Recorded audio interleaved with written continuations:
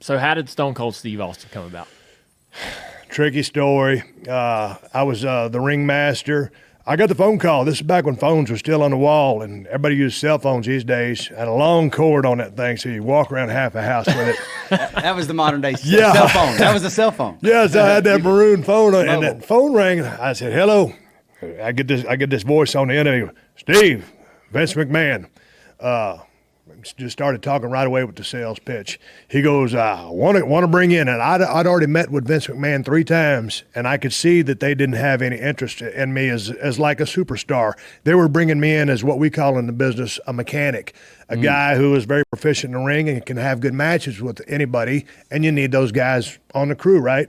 That's all they had for me. And anyway, they were going to bring me in as a ringmaster, the $1 Million champion. Ted DiBiase was going to be my manager because Vince hadn't seen me speak yet and thought I was a deaf mute. And so I was going to have a mouthpiece. And I didn't like that. But when you got a house payment and car to pay for, you need the money. So I said, okay, I'll sign up. I did that for 6 months.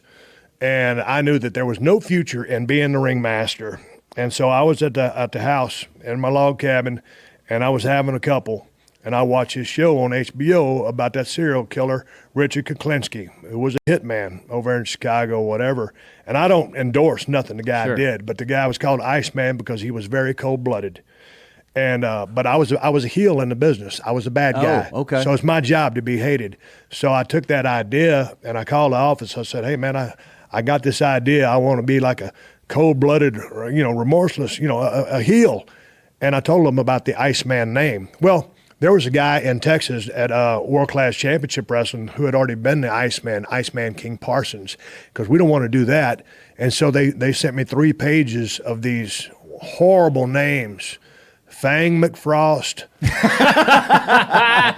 Otto Von Ruthless, and Ice Dagger.